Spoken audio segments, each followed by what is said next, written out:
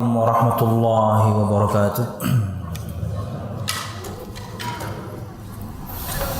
Innal hamdalillah nahmaduhu wa nasta'inuhu wa nastaghfiruh wa na'udzu billahi min shururi anfusina wa min sayyiati a'malina.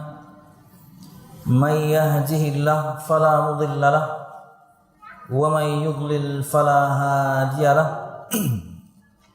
Asyhadu an la ilaha illallah wahdahu la syarika lah wa asyhadu anna Muhammadan abduhu wa rasuluh.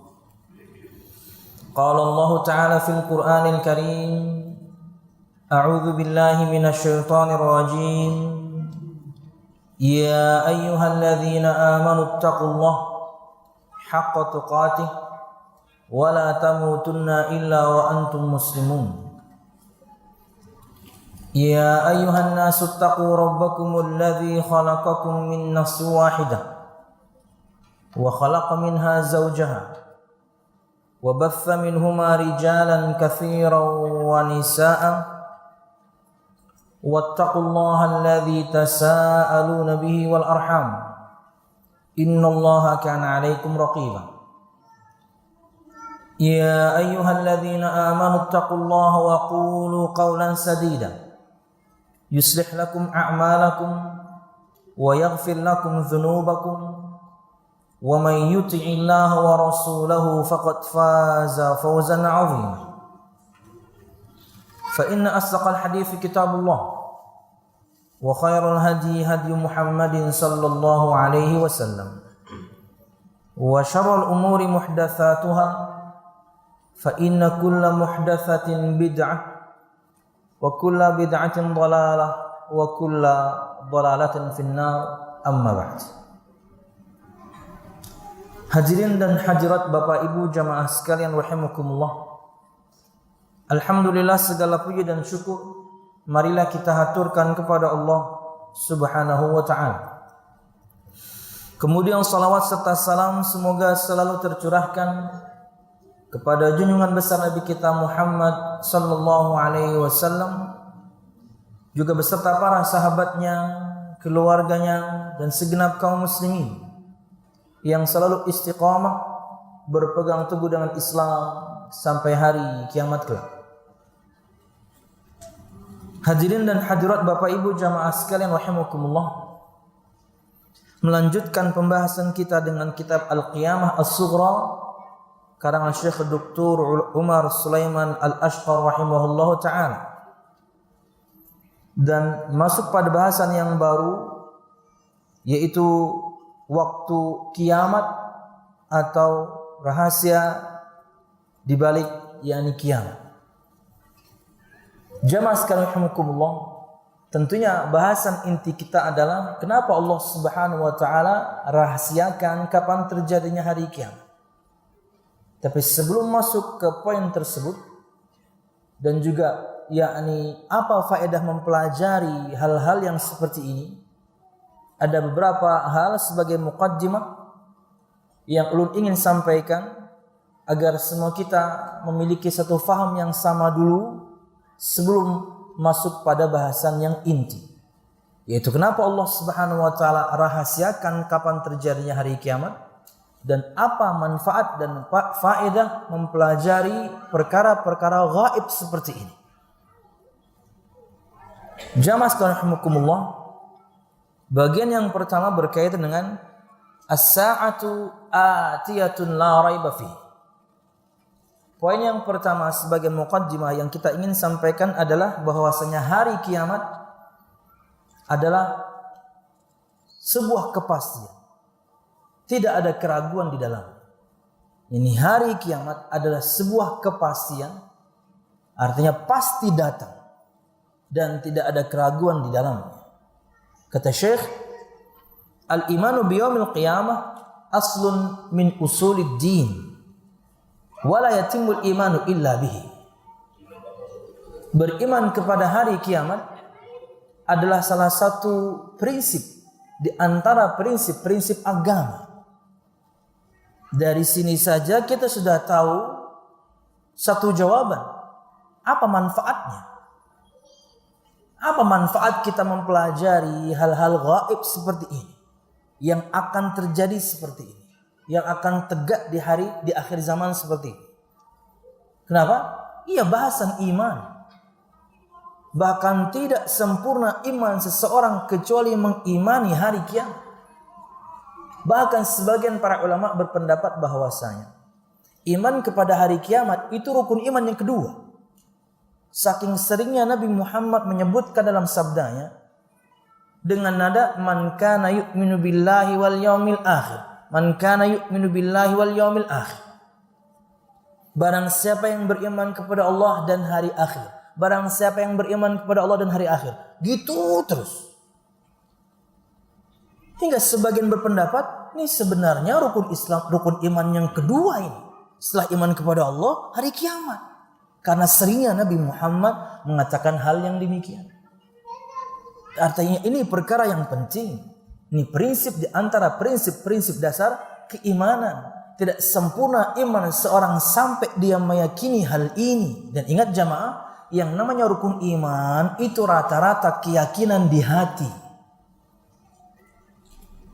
Rukun iman itu keyakinan di hati. Makanya jamaah sekalian, ketika Nabi Muhammad SAW menyebutkan al-imanu bid'un wa sab'una syu'bah, awwaluha qawlu la ilaha illallah wa adnaha imatatul adha 'anit tariq wal haya' syu'batu minal iman. Ini menunjukkan definisi keimanan. Kata Nabi Muhammad SAW, al-imanu bid'un wa sab'una syu'bah. Iman itu terbagi menjadi 73 cabang lebih. Awaluha, yang paling utamanya iman, perkataan la ilaha illallah. Makanya kata Nabi Muhammad, afdalul dzikri la ilaha illallah. Zikir yang paling utama. Wa adnaha imatatul adha 'anit tariq, dan yang paling rendahnya menyingkirkan duri dari jalan. Ini adalah dua di antara tiga kisi keimanan. Bahwasanya iman itu dilafalkan, iman itu dipraktekkan, dan iman itu sebelum dua hal ini diyakini di hati. Dari mana dalilnya? Yaitu dalil Umar bin Khattab. Ketika Nabi Muhammad SAW ditanya apa itu rukun iman dan apa itu iman, dan beliau menyebutkan tentang rukun iman. Jadi bahasan ini dan yang sebelum-sebelumnya bagian dari iman kita kepada hari akhir. Seseorang ketika tidak mengimani, bukan tidak mengimani, seorang ketika tidak tahu detail, bukan berarti dia tidak beriman.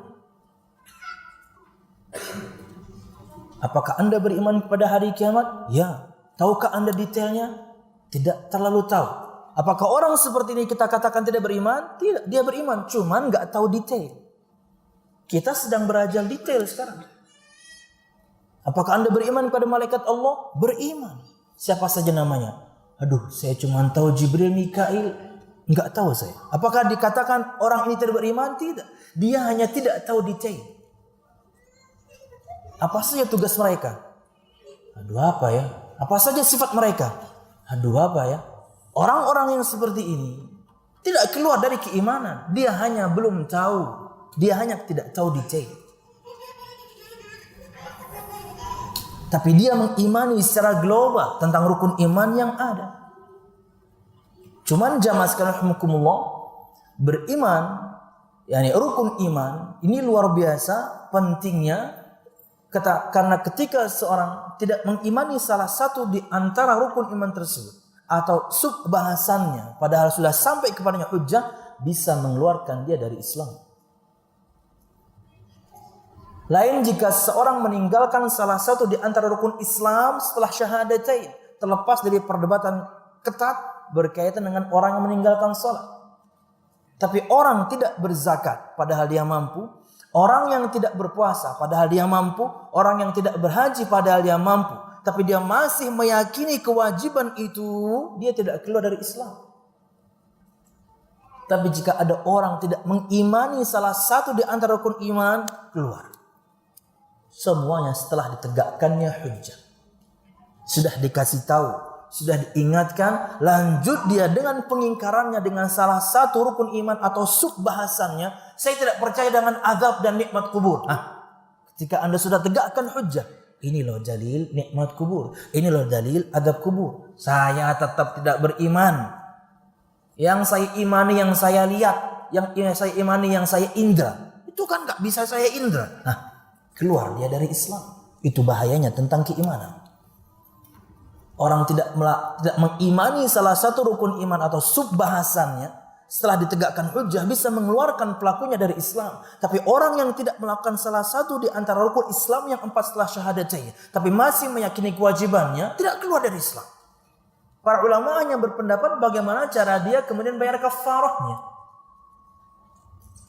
Lain kalau misalnya memang ada orang mengingkari hukum sholat, orang mengingkari hukum zakat, itu keluar. Sama setelah ditegakkan hujjah juga. Karena bisa jadi orang belum tahu dan harus dikasih tahu dulu. Jadi kata beliau, al-imanu biyaumil qiyamah aslun minal usul. Beriman kepada hari kiamat itu adalah salah satu prinsip di antara prinsip-prinsip dasar keimanan. La yatimul imanu illa bihi. Tidak sempurna keimanan seseorang kecuali mengimani yakni hari kiamat, karena ia bahasan, yakni satu bahasan di antara bahasan luasnya iman pada hari akhir. Kenapa dinamakan hari akhir? Karena tidak ada hari setelahnya. Makanya dia dinamakan hari akhir. Dan beriman kepada hari kiamat ini bagian di antaranya. Karena bahasan besar beriman kepada hari akhir itu mungkin minimal hanya 4 ya bahasan besarnya. Beriman kepada segala sesuatu yang terjadi setelah orang itu meninggal, fitnah kubur, azab dan nikmat kubur, oke? Beriman pada hari kebangkitan, beriman pada hari perhitungan dan pembalasan, beriman terhadap surga dan neraka. Walaupun di sela-selanya begitu banyak bahasan yang lain. Sebelum beriman pada hari kebangkitan saja di sela-selanya ini yang sudah kita bahas, ada tanda-tanda hari kiamat kecil besok subuh insyaallah, ada tanda-tanda hari kiamat besar besok pagi insyaallah. Banyak yang harus kita imani. Setelah dibangkitkan, banyak juga kejadian. Setelah dihitung dan dibalas, banyak lagi kejadian. Baru surga dan nerakanya. Tapi ini bahasan besarnya. Wallahu a'lam bishawab.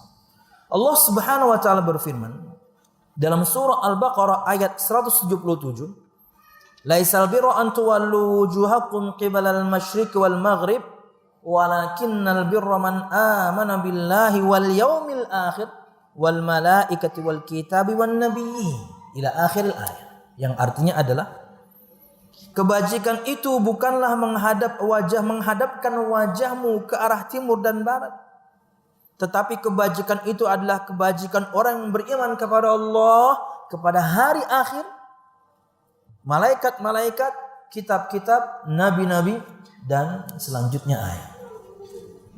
Ini adalah prinsip di antara prinsip-prinsip dasar keimanan seorang muslim. Wallahu a'lam bishawab. Jamaah sekalian rahimakumullah, dalam Al-Qur'anul Karim disebutkan dalam surah Ar-Ra'd ayat 2 di antara dalil yang menyebutkan akan pastinya hari kiamat itu datang.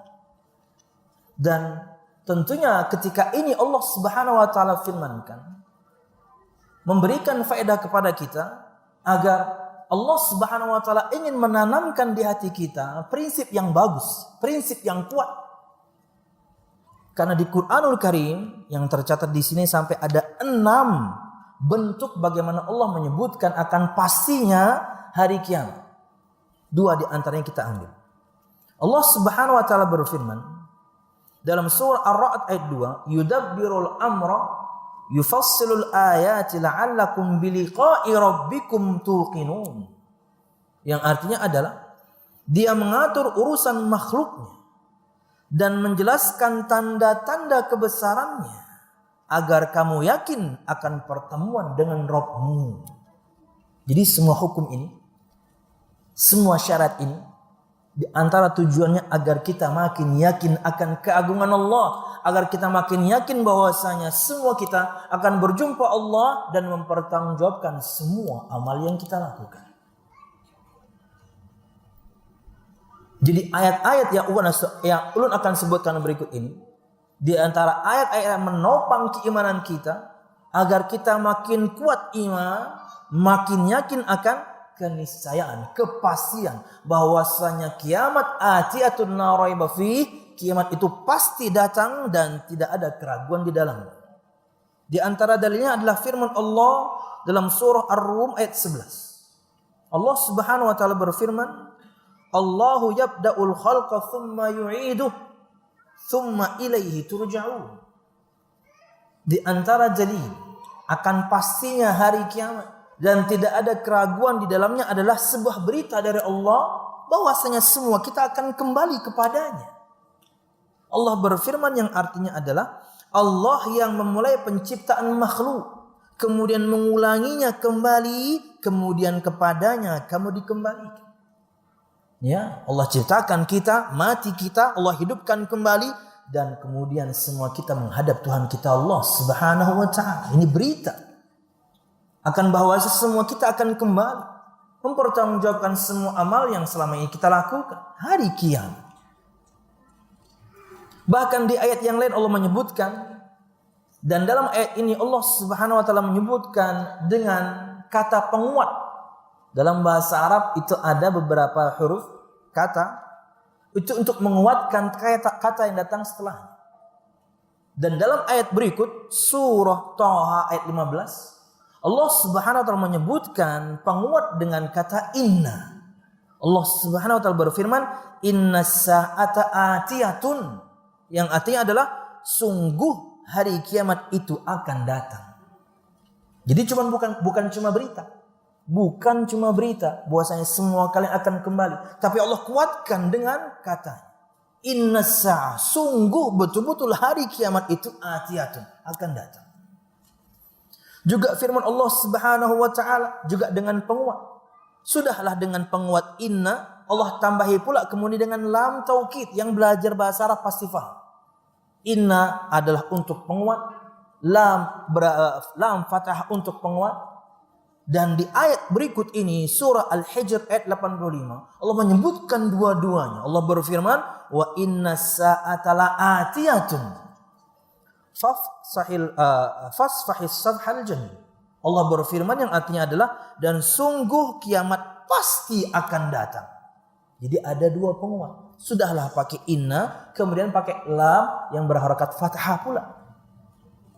Jadi bukan cuma berita, tapi Allah kuatkan berita itu di ayat-ayat yang lain. Bahwasanya hari kiamat betul-betul akan Allah tegakkan dan tidak ada keraguan di dalamnya. Wallahu a'lam bishawab. Di ayat yang lain misalnya, juga dengan penguat, bahkan dengan dua penguat. Dalam surah Al-Mu'min ayat 59 Allah Subhanahu wa taala berfirman, "Inna sa'ata la'atiyatun la raiba fiha walakin aktsaran nasi la yu'minun." Yang artinya adalah sesungguhnya hari kiamat pasti akan datang. Sesungguhnya itu sudah penguat. Tentunya ada kata pasti pula. Sesungguhnya saja itu sudah penguat inna. Tapi Allah sebutkan penguat yang lain. Inna as-sa'ah inna sa'ata la'atiyatun. Sesungguhnya hari kiamat pasti akan datang. Tidak ada keraguan tentangnya. Akan tetapi kebanyakan manusia tidak beriman.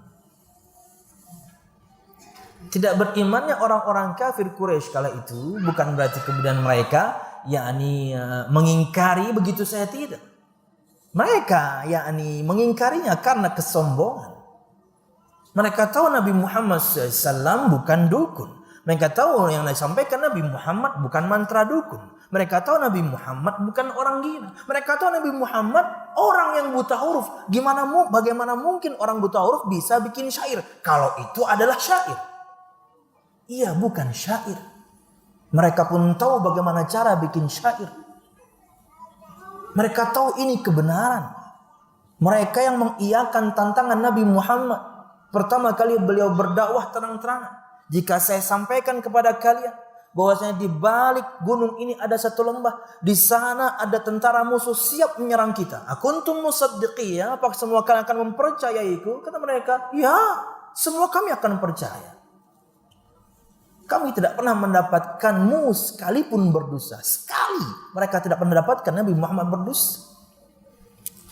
Makanya jamaah, Allah Subhanahu wa taala yakni menghina atau menghinakan orang-orang kafir Quraisy dengan lafaz sahibukum. Allah berfirman, "Wa ma sahibukum bimajnun." Ketika mereka tuduh Nabi Muhammad orang gila, Allah berikan pembelaan, tapi bentuknya bukan penyebutan nama Nabi kita Muhammad. Allah bisa mengatakan wa ma Muhammad bimajnun. Muhammad itu bukan orang gila, tapi Allah mengatakan wa ma sahibukum bimajnun. Teman kalian ini itu bukan orang gila. Untuk apa? Untuk menistakan. Kenapa? Ini kan teman kamu. Dia teman kecil kamu. Dia tumbuh dewasa sama-sama kamu semua. Semua kamu percaya kepada dia hingga kamu amanahkan kepadanya, yakni binatang ternak kalian.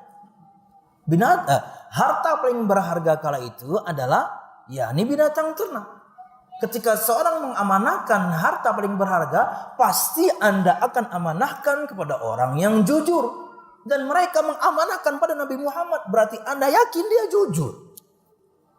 Bentuk bagaimana Allah menistakan orang kafir Quraisy. Ini teman kamu loh. Teman main kamu loh. Kamu percaya dia loh. Ketika dia menyampaikan dia Nabi dan Rasul, kok kalian gak percaya? Kemudian Allah berfirman, fa'ain tadhhabun. Kemana kalian akan pergi, kata Syekh As-Sa'di. Kemana kalian akan pergi membawa akal kalian? Bahasa kasarnya, ente punya otak gak? Hah? Kalian punya otak gak? Ini teman kamu. Teman main kamu. Teman kecilmu, remajamu, tuamu. Kamu amanahkan pada dia hartamu. Kamu tidak pernah mendapatkan dia berdusta sekalipun. Sekarang dia menyampaikan dia adalah utusanku. Kok kalian gak percaya? Punya otak gak? Kasarnya begitu. Tapi Allah indah bahasanya. Kemana kalian membawa akal kalian? Ya. Jamaah sekalian rahimakumullah, Nabi Muhammad SAW ketika menyampaikan, dan di 13 tahun fase Mekah, dakwah Nabi Muhammad cuma 3. Tauhid, makarimul akhlak, dan ancaman hari kiamat. Perintah-perintah, kewajiban salat dan lain sebagainya itu di Madinah. Walaupun berkaitan dengan salat, itu di 3 bulan terakhir Nabi Muhammad di Mekah. Ada kewajiban salat. Itu pun salat-salat yang rubaiyah, yang jumlah rakaatnya 4 dilaksanakan cuma 2 doang. Bahkan disebutkan Nabi Muhammad SAW menjaharkan zuhur dan asar. Ya, bahkan Nabi Muhammad kala itu, yakni salatnya ketika menjadi imam, yakni di dipan atau di tempat yang lebih tinggi agar para sahabat menyaksikan bagaimana salat Nabi Muhammad SAW.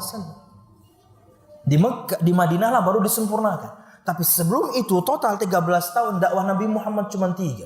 Dan kalau bisa kita sebutkan 50%-nya tauhid. Ini 25, ini 25.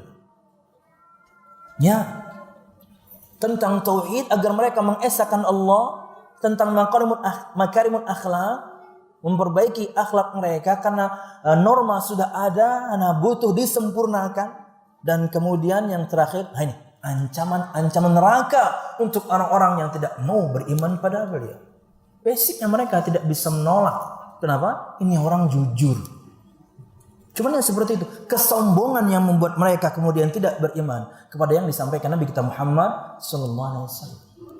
Makanya di awal surah An-Naba, amma yatasaalun 'anil naba'il 'azim. Tentang apa mereka saling bertanya satu sama lain? Tentang berita yang besar. Karena sebelumnya tidak terbayangkan oleh mereka ada orang paling jujur yang tidak pernah berdusta menyampaikan tentang hari kiamat. Mereka, aduh, gimana ini?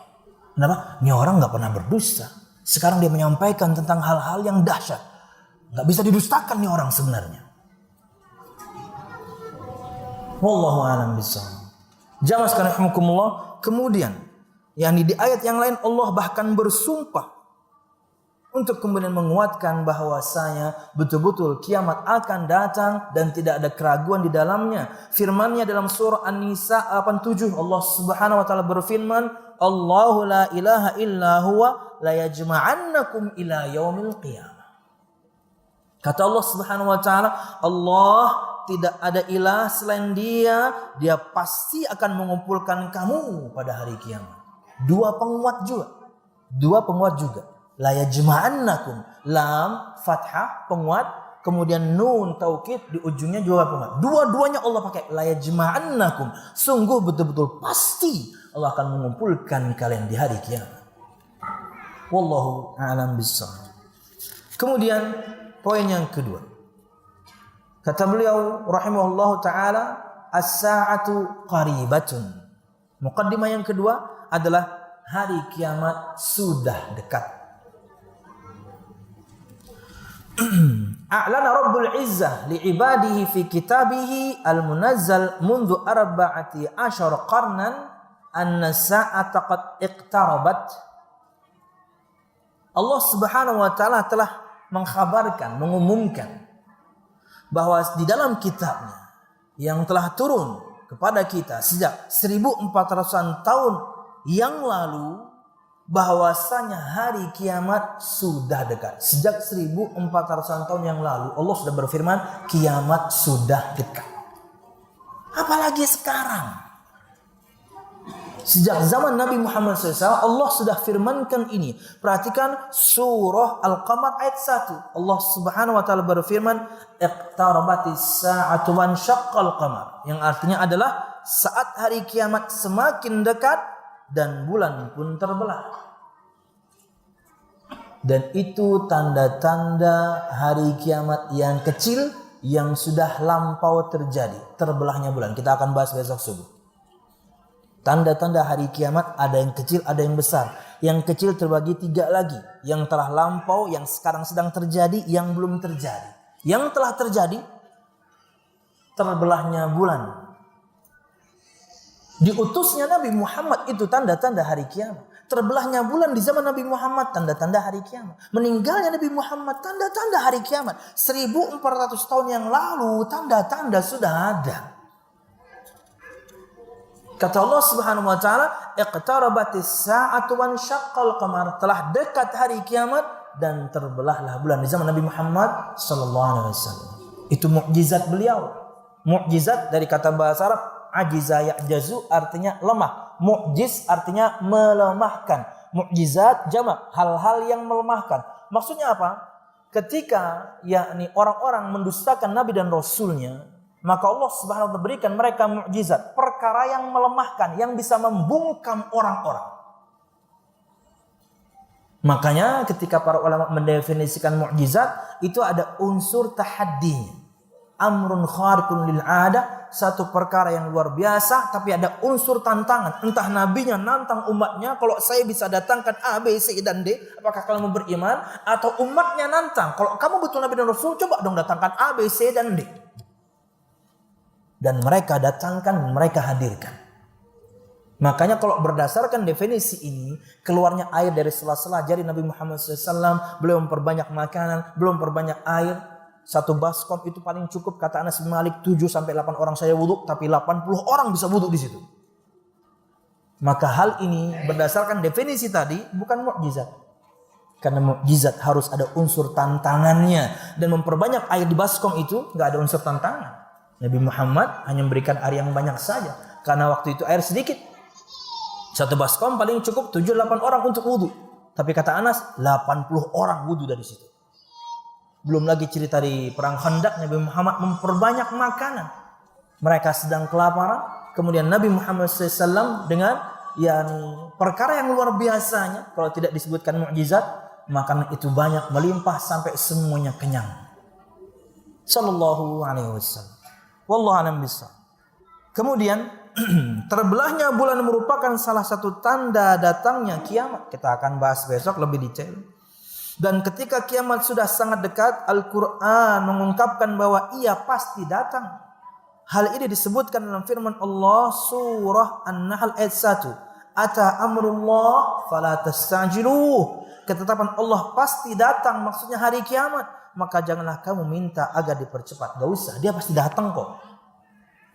Dan dia sudah dekat kok. Ya Allah, segera tegakkan hari kiamat. Gak usah, dia udah dekat. Cuman kapannya, wallahu a'lam bishawab. Kita tidak bisa katakan masih lama. Tidak bisa juga kita katakan bentar lagi. Karena tanda-tanda hari kiamat yang kecil saja, yang belum terjadi banyak.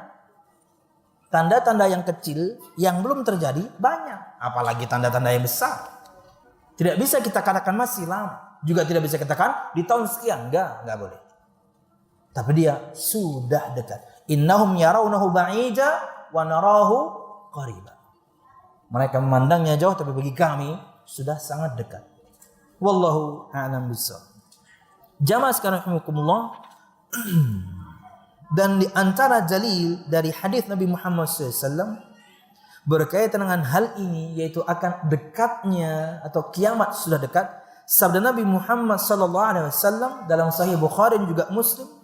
Beliau SAW bersabda dari sahabat Abdullah bin Umar bin Khattab radhiyallahu anhuma, "Innama ajalukum fi man madha qablakum minal umam min salatil asri ila maghribis syams." Kata Nabi Muhammad SAW yang artinya adalah, sungguh waktu kalian jika dibandingkan dengan waktu umat-umat terdahulu sebelum kalian hanyalah seperti waktu salat asar hingga terbenamnya matahari. Artinya jarak kalian dan hari kiamat dekat banget. Karena kalian umat yang terakhir. Kita ini umat yang terakhir. Gak ada setelah kita umat yang lain. Ini umat yang terakhir. Tapi keutamaan umat ini, betul kata Nabi Muhammad, kita umat yang terakhir. Nahnul akhirunal awwaluna yaumal qiyamah. Kita memang umat yang terakhir, tapi kita umat yang pertama yang masuk surga Allah Subhanahu wa taala. Insyaallah amin ya rabbal alamin. Juga hadis Nabi Muhammad yang lain, juga dalam Sahih Bukhari juga Muslim. Dari sahabat Sahal bin Sa'ad radhiyallahu anhu, Nabi Muhammad bersabda, "Bu'ithu ana was-sa'ah kahatain." Kata Nabi Muhammad SAW, sungguh aku diutus antara jarak aku diutus dan hari kiamat seperti dua jari ini. Dalam hadis yang lain, dan Nabi Muhammad merenggangkannya. Sangat dekat. Tadi Nabi Muhammad sebutkan antara jarak antara asar dan maghrib dekat. Dan sekarang Nabi Muhammad sebutkan jarak antara dua jari ini dan beliau renggangkan. Maksudnya dekat. Wallahu a'lam bishawab. Jamaah sekalian rahimakumullah, poin yang ketiga sebagai muqaddimah sebelum kita mengetahui kenapa Allah rahasiakan dan apa manfaatnya belajar tentang perkara gaib seperti ini. Kata beliau rahimahullah taala, la ya'lamu ahadun waqtas sa'atil muayyan. Tidak ada seorang pun yang mengetahui kapankah terjadinya hari kiamat. Tidak ada. Tidak ada seorang pun yang mengetahui kapan terjadinya hari kiamat. Ini muqaddimah yang ketiga. Jamaah sekalian rahimakumullah, Allah Subhanahu wa taala berfirman dalam surah Al-Ahzab ayat 63, "Yas'alukan nasu 'anis sa'ah qul innama 'ilmuha 'indallah wa ma yudrika la'alla as-sa'ata takunu qariba." Yang artinya adalah manusia bertanya kepadamu hai Muhammad tentang hari kiamat. Kapan kejadiannya? Katakanlah wahai Muhammad, ilmu tentang hari kiamat itu hanya di sisi Allah. Cuma Allah yang tahu. Dan tahukah engkau boleh jadi hari kiamat itu sudah dekat waktunya. Jadi di saat yang sama, ini juga dalil untuk poin yang kedua. Jadi ini dalil untuk poin ketiga dan kedua. Tidak ada yang mengetahui hari kiamat siapapun kecuali Allah. Dan ini juga dalil bahwasanya kiamat sudah sangat dekat. Dan kalau semua kita ulun bahas tadi malam juga, membaca surah Luqman ayat terakhir tentang mafatihul ghaib, tentang kunci-kunci ilmu ghaib, kata Nabi Muhammad ada 5. Nomor satunya ilmu sa'ah. Allah Subhanahu wa taala berfirman, "Innallaha 'indahu ilmus sa'ah." Surah Luqman ayat terakhir. Allah berfirman, sesungguhnya hanya di sisi Allah ilmu tentang hari kiamat. Kapan ia ditegakkan? Cuma Allah yang tahu. Makanya ketika Nabi Muhammad ditanya oleh Jibril, kata Jibril, "Mata sa'ah wahai Muhammad SAW, kapan hari kiamat ditegakkan?" Apa jawab Nabi Muhammad SAW? "Mal mas'ulu anha bi'a'lama minas sa'il." Yang kamu tanya ini tidak lebih tahu dibandingkan kamu, hai Jibril yang bertanya. Saya enggak tahu. Nabi Muhammad tidak tahu kapan ditegakkannya hari kiamat.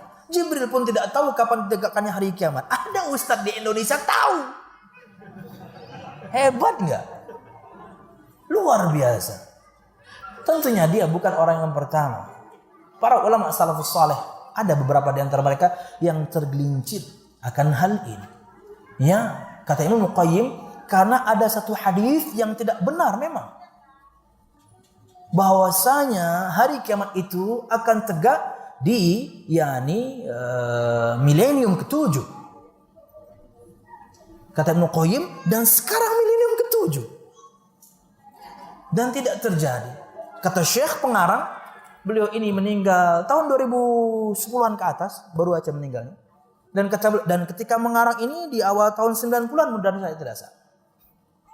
Dan sekarang kita sudah di milenium berapa kata beliau, dan belum terjadi.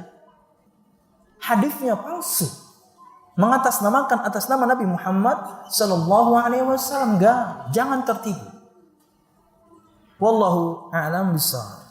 Itu poin yang ketiga. Yang keempat, ini masuk bahasan. Muqaddimahnya cukup 3, sekarang masuk bahasan. Al-hikmah min wara'i ikhfa'i waqti wuqu'iha. Ini bahasan kita. Hikmah dibalik dirahasiakannya waktu hari kiamat. Kata beliau, qad yatasa'alul bashar qailin mal hikmah min wara'i ikhfa'il waqti alladhi tahullu fihi as-sa'ah wa taqumu fihi as-sa'ah.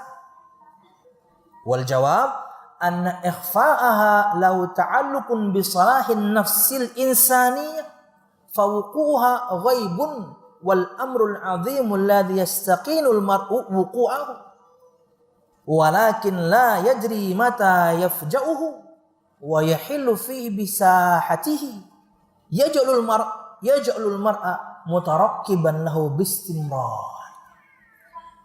Kata beliau, mungkin sebagian orang bertanya-tanya, apa sebenarnya hikmah dibalik dirahasiakannya kapan ditegakkannya hari kiamat? Kapan waktu terjadinya? Maka jawabannya kata beliau, hal ini terkait dengan perbaikan jiwa manusia. Kenapa dirahasiakan? Supaya jiwa kita ini lebih baik lagi sebelum hari itu datang.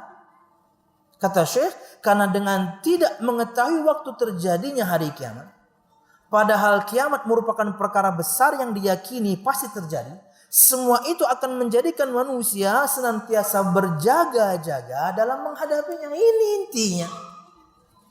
Kenapa dirahasiakan? Agar semua kita lebih mempersiapkan diri.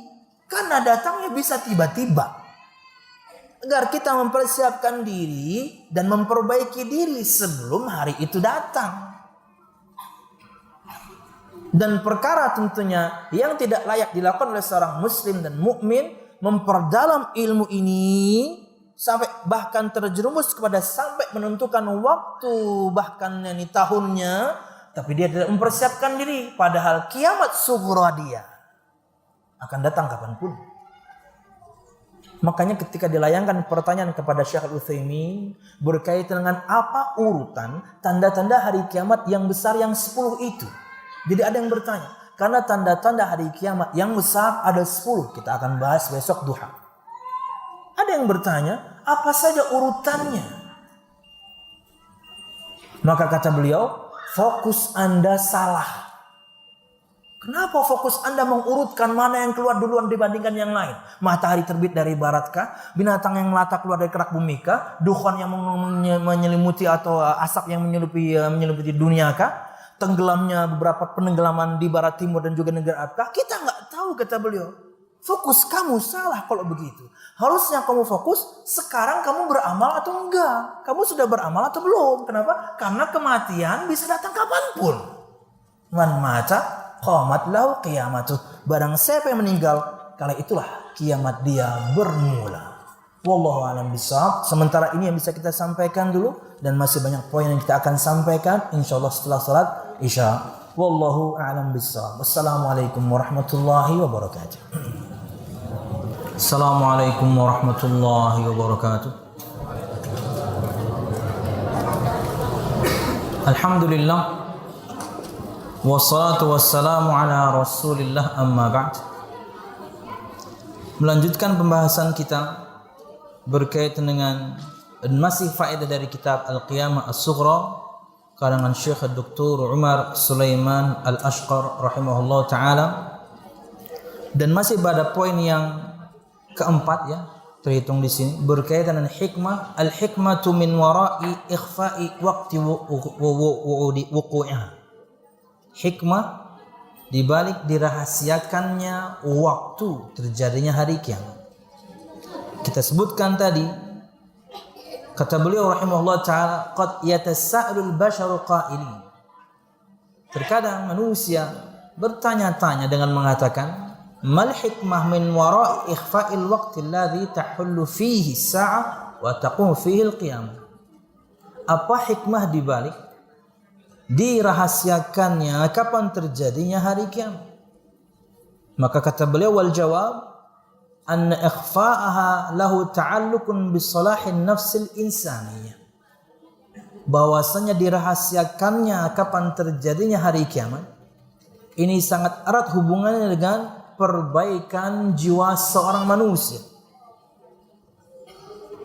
Fawuquha ghaib, terjadinya hari kiamat perkara ghaib. Wal amrul azim alladhi yastaqinul mar'u wuqu'ahu, dan ia adalah perkara yang besar yang seorang meyakini ia akan terjadi. Walakinnahu la yajri mata yafja'uhu, akan tapi dia tidak mengetahui kapan kemudian kiamat itu bisa mengagetkannya, tiba-tiba datang. Yaj'alul mar'a mutarakkiban lahu bistimrar. Akhirnya dirahasiakannya kapan terjadinya hari kiamat ini membuat seorang mutarakkib, selalu berhati-hati, selalu kemudian mempersiapkan diri, karena dia bisa datang kapanpun, dia bisa datang tiba-tiba. Makanya inilah fokus kita sebagai seorang hamba.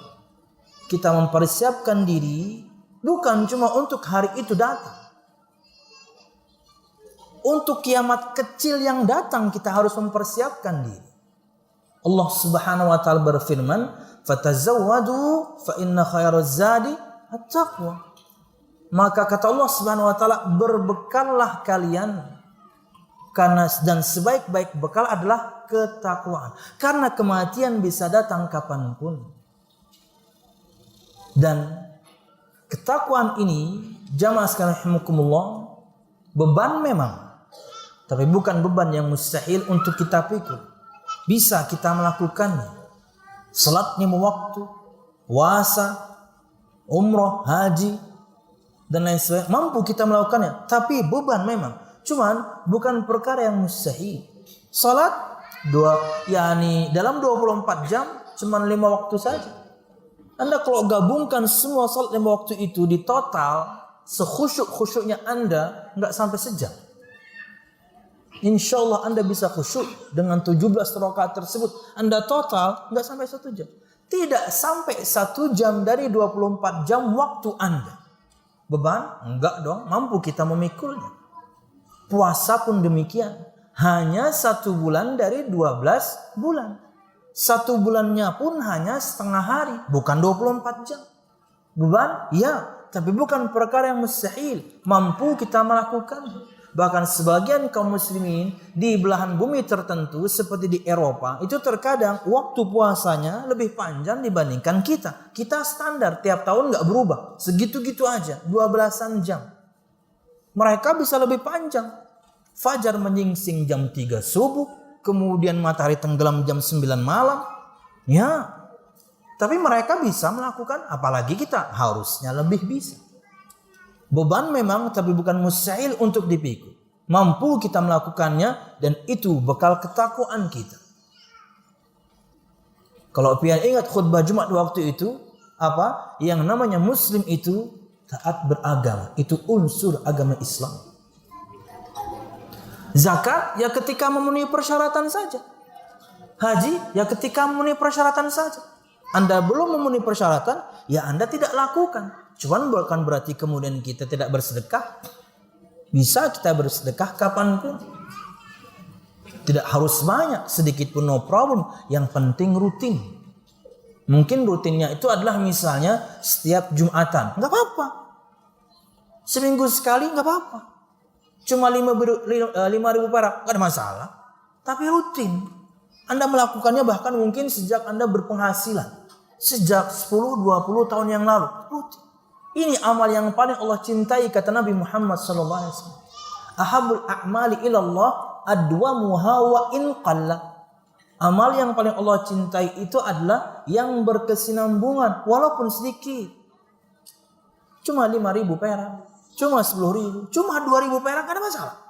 Tapi rutin. Mungkin Anda jadwalkan tiap Jumatan atau terserah. Tiap subuh apa terserah.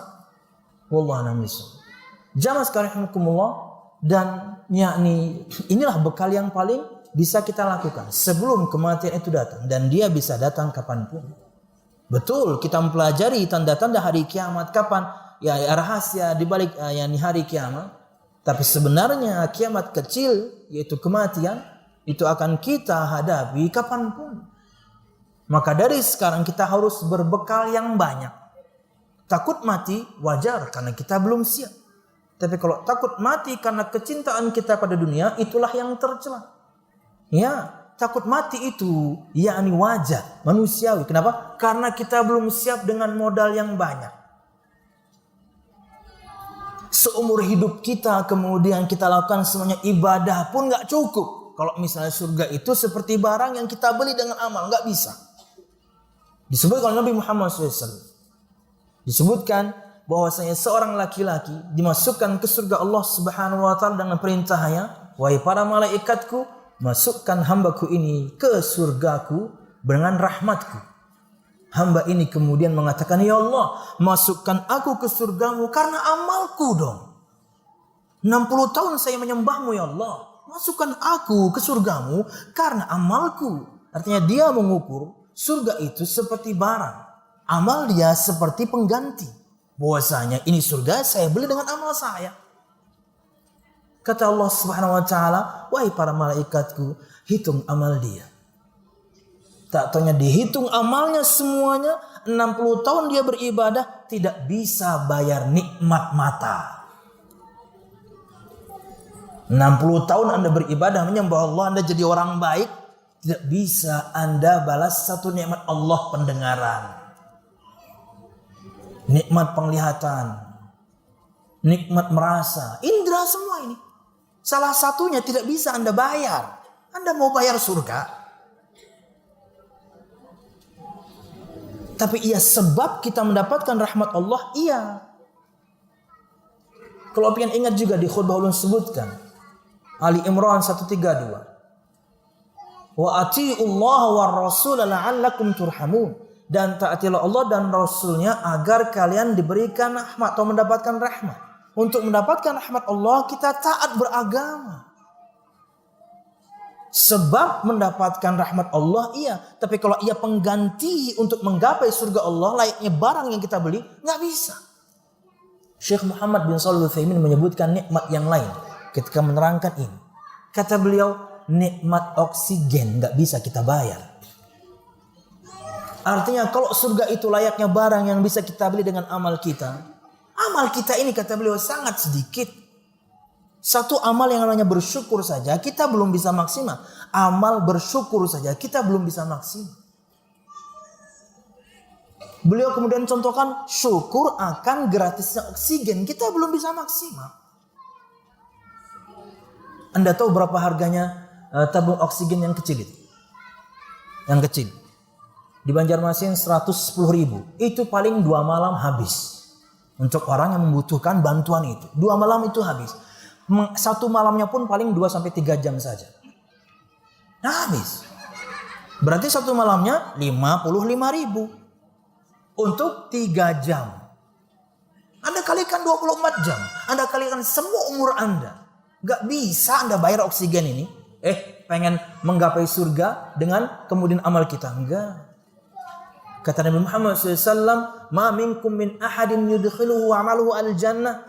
La yadkhulu ahadun al-jannata bi'amalihi. Tidaklah seorang masuk surga atau tidak ada seorang pun di antara kalian masuk surga dengan amalnya. Maksud dengan di sini adalah iwak, pengganti. Enggak bisa. Enggak bisa kamu ganti. Tapi amal kita sebab dari rahmat Allah. Tilkal jannatul lati urithumuha bima kuntum ta'malun. Itulah surga yang kami wariskan, kami berikan kepada kalian karena sebab amal yang kalian lakukan. Ya sebab iya. Tapi kalau iya sebagai pengganti, layaknya uang kita kasih ke Allah, saya masuk surga ya Allah dengan amal saya, gak cukup. Satu amal bersyukur saja kita belum bisa maksimal. Apalagi kemudian amal-amal yang lain. Salat kita belum sempurna, puasa kita belum sempurna, sedekah zakat kita belum sempurna, hajian kita belum sempurna. Yang jelas-jelas rukun Islam saja kita belum sempurna. Yang jelas-jelas wajib saja kita belum sempurna. Maka jangan menjalankan yang tidak ada perintahnya. Yang jelas-jelas ada saja belum sempurna. Wallahu a'lam bishawab. Lanjut. Jamaah sekalian rahimakumullah, kemudian kata beliau, sejatinya dengan dirahasiakannya waktu kiamat bisa menghindarkan manusia dari kesesatan. Karena mereka akan senantiasa berhati-hati dan terus mempersiapkan diri untuk menghadapinya. Ini hikmah yang lain. Anda mempersiapkan diri, Anda berhati-hati dalam menapaki kehidupan ini. Kenapa? Karena dia bisa datang kapanpun. Akhirnya jiwa Anda jadi baik, hati Anda jadi bersih. Kenapa? Anda mempersiapkan diri untuk datangnya hari tersebut. Itulah hikmah. Kenapa Allah rahasiakan kapan terjadi hari kiamat. Agar kita selalu mawas diri. Agar kita selalu kemudian berjaga-jaga.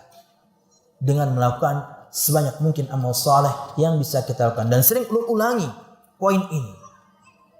Berkaitan dengan kesabaran dalam menjalankan ketaatan. Bersabarlah. Karena ketaatan ini kita lakukan cuma sebentar. Mungkin hanya sampai besok saja. Besok masih hidup? Masih. Mungkin sampai besok laginya saja. Begitu terus. Ya. Tinggal sehari aja. Supaya kita kemudian sabar. Tinggal sehari lagi ketaatan ini. Karena mungkin besok kita mati. Oh tak, besok masih hidup, alhamdulillah. Bersyukur. Sejak kita bangun pagi pun kita bersyukur kita masih hidup. Roh kita dikembalikan oleh Allah Subhanahu wa taala. Maka mungkin besok. Akhirnya kita sabar menjalankan salat lagi. Puasa lagi, zakat lagi, infak lagi, sedekah lagi. Ya, sebentar. Maka maksimalkan. Wallahu a'lam bishawab. Poin berapa sekarang? Poin 5. Kata Syekh, la yajuzul ishtighalu fi tahdidi waqtiha. Tidak boleh menyibukkan diri dalam mencari kepastian kapan terjadinya hari kiamat. Enggak boleh. Tidak boleh menyibukkan diri untuk mencari kepastian kapan terjadi hari kiamat. Jangan. Waktu Anda habis dan Anda tidak pernah akan tahu kapannya. Kata Syekh, tasa'ulun nas an waqti sa'ah kafiran. Atasa'alan nasu an waqti sa'ati kafiran. ووجهوا أسئلتهم للرسول صلى الله عليه وسلم وجاء الجواب من الكتاب إن الساعة غيب ومعرفة الزمن الذي تقع فيه من خصائص علم الله. Banyak manusia bertanya tentang kapan terjadinya hari kiamat. Dan mereka melayangkan pertanyaan itu kepada Nabi Muhammad sallallahu alaihi wasallam. Dan jawaban datang dari Allah Subhanahu wa taala bahwasanya kapan terjadinya hari kiamat ada perkara gaib, dan mengetahui kapan terjadi hari kiamat itu hanya kekhususan Allah, itu keistimewaan Allah. Tidak ada yang tahu yang lain, tidak Nabi Muhammad, tidak Jibril, dan tidak siapapun. Allah Subhanahu wa taala berfirman dalam surah Al-Ahzab 63, kita sebutkan sudah tadi sebenarnya.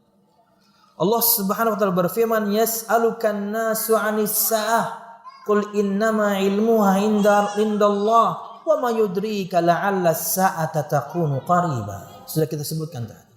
Yang artinya adalah manusia bertanya kepadamu wahai Muhammad tentang hari kiamat. Katakanlah, ilmu tentang hari kiamat kapan ditegakkannya itu hanya di sisi Allah Subhanahu wa taala. Dan tahukah engkau boleh jadi hari kiamat itu sudah dekat waktunya. Dan betul-betul sudah dekat sejak diutusnya Nabi Muhammad sallallahu alaihi wasallam. Dan ketika Nabi Muhammad sallallahu alaihi wasallam ditanya oleh Jibril, "Mata sa'ah?" Hai Muhammad, kapan terjadi hari kiamat? Kata Nabi Muhammad menjawab, "Mal mas'ulu anha bi'a'lama minas sa'il." Yang kamu tanyakan ini tidak lebih tahu dibandingkan kamu yang bertanya. Kita nggak tahu. Nabi Muhammad tidak tahu, Jibril pun tidak tahu. Tapi kala itu Jibril kemudian bertanya, yakni apa tanda-tandanya? Nah, itu yang kita akan bahas besok. Allah memang tidak sebutkan kepada kita kapan terjadi hari kiamat, tapi Allah berikan tanda-tandanya. Agar kita mempersiapkan diri, agar kita makin mawas diri, agar jika kita mendapati tanda itu terjadi di zaman kita, apa yang harus kita lakukan? Itulah faedahnya mempelajari hal-hal yang demikian. Karena ketika kita mengetahuinya, kita tahu bagaimana cara menghadapinya. Dan di antara tanda-tanda hari kiamat, kita sebutkan sedikit di antaranya. Yang kecil, yang sudah terjadi banyak, yang sedang terjadi banyak. Apa di antaranya? Tersebarnya perzinahan dan dianggap biasa. Terjadi, kita sedang di zamannya. Betapa banyak pertanyaan yang sampai ke ulun. Dan bahkan di Palangkaraya ini juga cerita yang sama.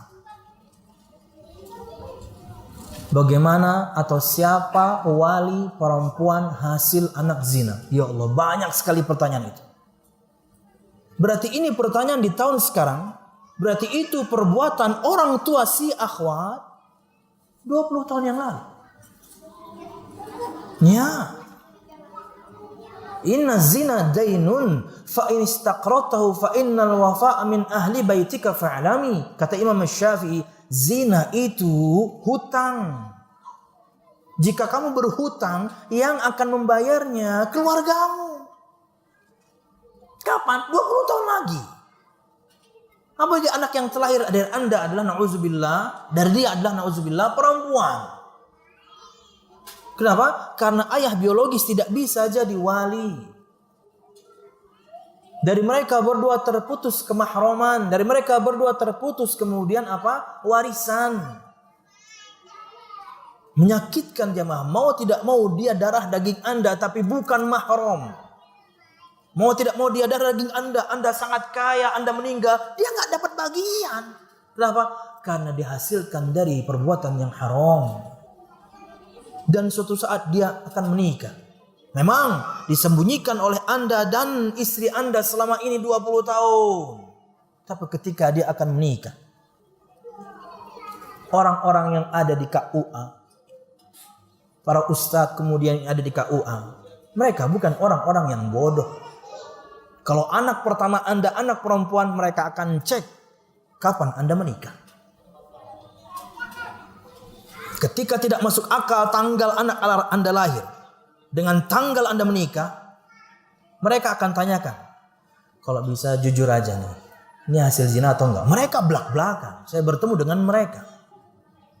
Ya, karena orang tua biologis itu enggak bisa menikahkan, harus wali hakim yang menikahkan. Akhirnya, yakni bayangan indah dari seorang akhwat pernikahan dihadiri begitu banyak teman-teman, nggak bisa dilakukan, nggak bisa. Akhirnya nikahnya ya harus di KUA. Yang hadir dia mempelai laki-laki, kemudian saksi dan kemudian yang menikahkan DK. Saksinya pun harus orang yang betul-betul amanah, menyimpan rahasia tentang perbuatan mereka berdua 20 tahun yang lalu. Kenapa? Karena ketika menikahkan dia akan mengatakan, saya nikahkan kamu fulanah binti fulanah. Nggak bisa rame-rame. Kenapa? Karena akan disebutkan kamu binti ibumu. Itulah hukumnya anak zina. Dinisbatkan ke emaknya. Bisa Anda umumkan ke orang kampung? Enggak. Dan demi menutupi aib, karena kita tahu Anda sudah bertobat, istri Anda sudah bertobat, alhamdulillah. Tapi ini harus ditutupi. Siapa korbannya? Anak Anda. Siapa yang membayarnya? Anak Anda. Satu-satunya dosa yang Allah larang untuk mendekati, apalagi melakukan. Keluargamu, kata Imam Syafi'i, akan membayarnya. Wallahu a'lam bissawab. Berkaitan dengan balasan Allah di dunia, itu hak Allah. Sekalipun Anda sudah bertaubat ya, hak Allah. Karena hukum asal orang sudah bertaubat, dia sudah Allah ampuni. Tapi Nabi Muhammad bersabda dalam Sahih Bukhari, jika orang melakukan perbuatan zina tersebut dan dia di dunia dihukum, entah dia dicambuk karena dia adalah bujang atau dia dirajam karena dia pernah menikah, maka itu adalah kafarah untuk dia. Dia sudah tebus di dunia. Selesai.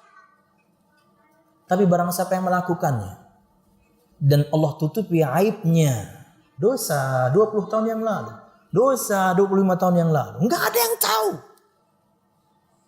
Maka dia di bawah kehendak Allah Subhanahu wa taala sekalipun Anda sudah bertaubat maksudnya. Jika Allah ingin membalasnya, hak Allah, Allah Maha Adil kok. Jika Allah ingin mengampuninya, Allah Maha Pengampun. Wallahu a'lam bishawab. Jamaah sekalian rahimakumullah, ini yang sedang kita hadapi zamannya. Dan ini di antara tanda hari-hari kiamat yang sedang terjadi. Semoga Allah Subhanahu wa taala menjaga kita, keluarga kita, semua anak cucu kita dari fitnah yang satu ini. Insyaallah amin. Ya amin. Wallahu a'lam bishawab. Lanjut. Masih dalam bahasan tidak boleh menyibukkan diri dengan mencari kepastian hari kiamat. Kenapa? Karena Allah firmankan sudah itu ilmu Allah. Nabi Muhammad pun mengatakan beliau tidak tahu. Wallahu a'lam bishawab. Kata Syekh menyebutkan, bagi siapa saja yang mendalaminya berarti telah menyalahi Al-Quran dan Al-Hadis. Padahal manusia diperintahkan agar tidak mendalami tentang perkara terjadinya kiamat. Mempelajari tanda-tandanya sesuai firman dan sabda, ini syariat. Tapi Anda fokus kapan ya terjadinya. Anda ambil literatur tua, bahkan mungkin hadis-hadisnya tidak ada rujukannya. Anda pastikan tahun sekian, itulah yang salah. Itulah perbuatan yang salah. Anda habiskan waktu banyak untuk mengungkap perkara yang Allah tidak buka. Tidak akan terbuka. Habisin waktu. Hingga kemudian kita, na'udzubillah, lalai dari kewajiban yang semestinya. Justru yang dituntut adalah agar kita mempersiapkan diri menghadapi hari kiamat. Dengan mempertebal keimanan dan tentunya beramal saleh. Wallahu a'lam bishawab. Jamaah sekalian rahimakumullah. Poin yang keenam adalah yakni iskalat tata'allaqu bi tahdidi waqti sa'ah. Beberapa masalah dan kesalahpahaman sebagian orang dalam penetapan hari kiamat. Sebagian orang di sini bukan orang standar. Seorang alim pun bisa tergelincir. Semuanya bermula dari satu riwayat tentunya yang tidak benar. Disebutkan oleh Imam Ibnu Qayyim, riwayat tersebut adalah Nabi Muhammad SAW bersabda, katanya, tentunya di hadis yang lemah, "Faminal ahaditsil batilah al-makdzubah al-mukhalifah li-sharihil Qur'an, kama yaqulu al-'allamah Ibnu Qayyim rahimahullah, hadis miqdarid dunya." Di antara hadis yang batil, dusta, yang menyelisihi nas Al-Quran yang jelas bahwasanya ia pasti datang tapi hanya Allah yang tahu. Ia pasti datang, Nabi Muhammad pun tidak tahu. Adalah sebagaimana perkataan Imam Qayyim rahimahullah tentang hadis umur dunia. Itu kan yang disampaikan oleh beberapa ustadz waktu itu. Tentang umur dunia. Ini hadis-hadis yang batil. Di antaranya katanya Nabi Muhammad SAW bersabda, wa annaha sab'atu alafi sanah wa nahnu fil alfis sabi'ah. Bahwasanya dunia ini sudah berumur 7.000 tahun. Dan sekarang kita memasuki milenium ke-7. Artinya kiamat itu di tahun yang ke-7.000. Dan kata Syekh atau Imam Ibnu Qayyim, kita sedang di milenium yang ke-7 kata beliau. Dan tidak terjadi. Kemudian Syekh mengarang juga mengatakan, dan kita sekarang di milenium waktu itu 19-an atau 20 dan belum terjadi. Kita tidak bisa katakan masih lama karena ia basicnya sudah dekat sejak diutusnya Nabi Muhammad. Tapi jangan Anda tentukan. Apalagi menggunakan hadis-hadis yang lemah, palsu, dusta. Saya hanya ingin mengingatkan kaum muslimin, ingatkan hadis Nabi Muhammad yang sahih kan banyak. Ribuan firman Allah, ribuan sabda Nabi Muhammad yang sahih. Kenapa tidak Anda sampaikan itu kepada umat? Kenapa tidak Anda berikan mereka fokus yang benar? Yaitu untuk beramal dan mempersiapkan diri untuk menghadapi hari itu. menakut-nakuti kaum muslimin itu di antara metode memang. At-tabsyir wal inzar, memberikan kabar gembira akan nikmat Allah dunia akhirat, memberikan peringatan akan ngerinya azab Allah dunia akhirat, itu metode dari Nabi Muhammad memang. Tapi dengan firman Allah dan juga sabda Nabi Muhammad yang sahih, bukan dengan yang palsu. Janji-janji membuat kita termotivasi beramal, kita mengharapkan surga. Ancaman-ancaman membuat kita takut. Hingga na'udzubillah yani sampai masuk neraka. Akhirnya seorang giat beramal dan kemudian dia takut melakukan kemaksiatan. Ini metode dakwah Nabi dan Rasul. At-tabsyir wal inzar, berikan kabar gembira dan juga peringatan. Tapi dengan firman Allah yang pasti sahih, dengan sabda Nabi Muhammad yang sahih, minimal levelnya hasan, bukan dengan yang lemah apalagi palsu. Terjadinya gerhana, itu betul-betul kata Nabi Muhammad, Allah menakut-nakuti hambanya. Eksplisit katanya seperti itu. Bahwasanya gerhana itu adalah praktek bagaimana Allah menakut-nakuti hambanya. Artinya ini makhluk yang besar-besar nih saya tutupi satu sama lain bisa. Apalagi cuman kamu yang kecil-kecil. Makhluk yang besar nih, bulan dan matahari, saya bisa atur. Saya bisa tutup satu sama lain. Dan mereka semuanya taat. Idza sama'un syaqqat wa adzinat li rabbiha wa huqqat. Dan jika langit terbelah dan dia taat dan betul kemudian terjadi, mereka taat. Allah perintahkan tergulung, belah, jatuh, tabrakan. Artinya hamba-hamba Allah yang megah-megah ini, langit, bulan, bintang gemintang, matahari, yang megah-megah itu sama Allah saja taat. Allah perintahkan mereka tergulung, terbelah dan jatuh, mereka lakukan. Kita yang kecil ini disuruh sholat, aduh. Disuruh zakat, aduh, kita kecil. Makhluk Allah yang megah-megah, yang agung-agung, diperintahkan taat. Kita banyak ngomong. Ini perintah ini maksudnya wajib apa sunnah Ustaz? Kebanyakan ngomong. Ini larangan, ini maksudnya haram apa kemudian makruh doang? Kebanyakan ngomong. Para sahabat aja gak banyak ngomong. Ada perintah, bismillah. Ada larangan, bismillah juga tinggalkan. Gak banyak ngomong mereka. Nabi Muhammad lakukan, kami ikut. Nabi Muhammad tinggalkan, kami tinggalkan. Mereka sampai level tidak bertanya jamaah pada Nabi Muhammad. Nabi Muhammad pakai cincin emas, pakai. Pokoknya pasti boleh. Nabi Muhammad pakai kok. Begitu dilarang untuk kaum muslimin laki-laki menggunakan emas dan juga kemudian harir atau sutra. Mereka, Nabi Muhammad melepasnya disebutkan naza'a, melepas dengan ada unsur kebencian karena sudah dilarang, Nabi buang. Mereka lepas buang, nggak bertanya, wahai Rasul, kenapa? Enggak, Nabi Muhammad buang. Di hadis yang lain untuk kejadian yang sama diingatkan kepada Ali bin Abi Thalib karena beliau juga di antara yang membuangnya. Wahai Ali, kenapa tidak kamu ambil, jual, manfaatkan uangnya? Saya tidak pernah akan mengambil manfaat dari benda yang pernah dibuang Nabi Muhammad SAW. Subhanallah. Mereka sampai level tidak bertanya. Wallahu a'lam bishawab. Dan seperti itu seharusnya kita pada Nabi Muhammad. Mengikuti perintah beliau tanpa ragu. Meninggalkan larangan beliau tanpa ragu. Bukan memutar balik kemudian firman Allah, sabda Nabi Muhammad. Perintahnya tidak dilakukan, larangannya malah kita langgar. Yang tidak beliau ajarkan kita bikin. Aduh gimana. Perintahnya tidak kita lakukan, larangannya kita lakukan, yang tidak pernah diajarkan kita bikin. Gimana Allah tidak murka? Falyahdharil ladzina yukhalifuna an amrih an tusibahum fitnah aw yusibahum adzabun alim. Surah An-Nur 62 apa 63, lupa saya. Maka berhati-hatilah untuk orang-orang yang menyelisihi perintah Rasulnya.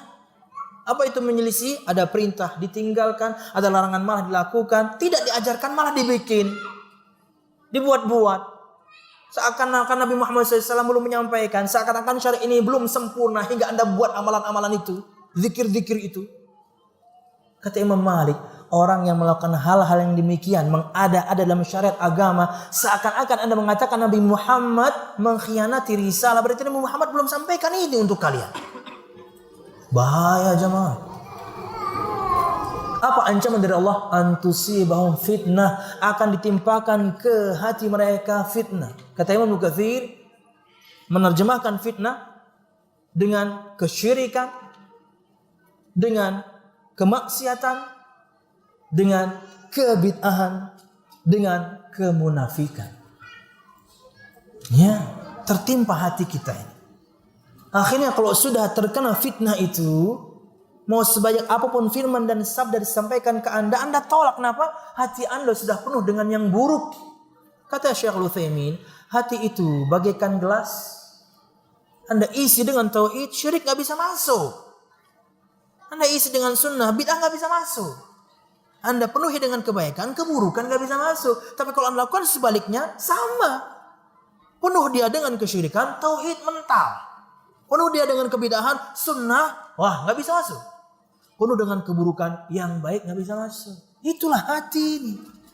Dari mana awal mulanya? Anda milisi Nabi Muhammad SAW. Itu awal mula, yakni cobaan pada hati. Wallahu a'lam bishawab. Lanjut. Poin berapa sekarang?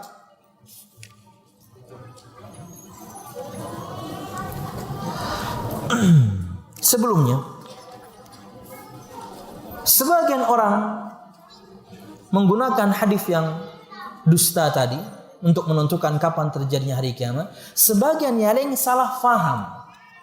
Sebagian yang lain salah faham memahami sabda Nabi Muhammad SAW. Contoh dua riwayat berikut. Atau satu saja saya sebutkan. Tadi malam saya sebutkan sebenarnya faedah tentang hadis ini tentang Khidir alaihissalam. Tapi di saat yang sama, ini hadis yang dengannya orang salah faham hingga mereka memastikan kapan terjadinya hari kiamat. Dengarkan. Dalam Sahih Bukhari dari Abdullah bin Umar bin Khattab radhiyallahu anhu, Nabi Muhammad SAW bersabda, kata beliau, Ibnu Umar menuturkan Rasulullah mengimami kami melaksanakan salat Isya pada suatu malam di akhir hayatnya. Seusai salam beliau bersabda, Ara'aitakum laitakum hadhi ara'aitakum lailatakum hadhihi fa inna ala ra'si mi'ati sanatin minha la yabqa mimman huwa ala dhahril ardi ahadun. Kata Nabi Muhammad SAW, apakah kalian sudah tahu hakikat malam kalian ini? Sungguh pada awal 100 tahun nanti tidak ada seorang pun yang tersisa dari mereka yang hidup sekarang di bumi. Artinya 100 tahun kemudian, ini makna lurusnya, 100 tahun kemudian orang pada mati, yang sekarang hidup itu pada mati. Maksudnya yang hidup sekarang 100 tahun kemudian pasti sudah habis. Bukan berarti kemudian 100 tahun kemudian kiamat. Enggak, salah pahamnya. Maksudnya Nabi Muhammad yang hidup sekarang di muka bumi mesti 100 tahun kemudian pada mati. Bukan berarti kiamat kemudian ditegakkan, enggak. Semuanya pada mati. Makanya ulun sebutkan faedah tadi malam bahwasanya kalau misalnya Nabi Khidir alaihissalam di zaman Nabi Muhammad masih hidup, 100 tahun kemudian mesti sudah mati. Kalau masih hidup. Dan kita meyakini beliau sudah meninggal lama. Beliau ada di zaman Nabi Musa. Dan beliau tentunya 1000 tahun sebelum Nabi Muhammad SAW. Tapi kita katakan tanazulan bil khasm, kita ikut Anda deh. Oke, dia masih hidup di zaman Nabi Muhammad. Tapi 100 tahun kemudian mesti sudah wafat. Yang jadi masalah Anda umat Nabi Muhammad, Anda ikut syariat Nabi Khidir. Nabi Khidirnya kalau masih hidup sekarang saja dia harus ikut syariat Nabi Muhammad, bukan syariatnya Nabi Musa Taurat. Dan sebutkan tadi malam riwayatnya. Ketika Nabi Muhammad SAW marah melihat Umar bin Khattab membawa selebaran di dalamnya ada ayat Taurat. Kata Nabi Muhammad SAW, Afi syakin anta ya ibnul Khattab. Apakah kamu dalam keraguan, hai ibnul Khattab? Alam ati biha bayadha'a naqiyah. Bukankah aku sudah datang bawa risalah Allah putih, bersih, Islam lengkap. Ngapain kamu baca Taurat? Kasarnya begitu. Kata Nabi Muhammad melanjutkan, Wallahi lau kana akhi Musa hayyan ma wasi'ahu illa tiba'i. Demi Allah, jika saudaraku Musa alaihissalam masih hidup sekarang, dia harus ikut syariat saya. Nabi Musa saja kalau masih di zaman Nabi Muhammad harus ikut Nabi Muhammad. Makanya Nabi Isa nanti turun di akhir zaman ikut syariat Nabi Muhammad, tidak bawa Injil. Dia disuruh jadi imam saja dia tidak mau, dan mempersilahkan Imam Mahdi untuk jadi imam karena dia sekarang pengikut Nabi Muhammad sallallahu alaihi wasallam. Ada orang beramal ketika ditanya apa landasan amalnya, ini kata guru saya dan ini berdasarkan sabda dari Nabi Khidir. Dia kalau masih hidup harus ikut syariat Al-Quran. Nggak boleh dia bawain Tauratnya Nabi Musa. Wallahu a'lam bishawab. Ini di antara hadis yang darinya orang salah faham. Maksud Nabi Muhammad yang masih hidup sekarang 100 tahun kemudian mesti pada wafat. Bukan berarti kemudian 100 tahun lagi kiamat. Enggak, salah faham. Jadi terkadang mereka menggunakan hadis yang palsu, tapi juga terkadang pakai hadis yang sahih tapi salah faham. Wallahu a'lam bishawab. Wallahu a'lam bishawab. Jamaah sekalian rahimakumullah, berkaitan dengan manfaat, ulun akan tutup dengan manfaat. Poin terakhir ini ya. Poin keberapa nih? 7 ya.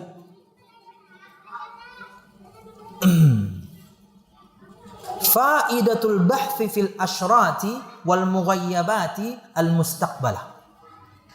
Manfaat mempelajari tanda-tanda hari kiamat yang kita akan sampaikan besok pagi dan duha, dan kemudian faedah mempelajari perkara-perkara gaib.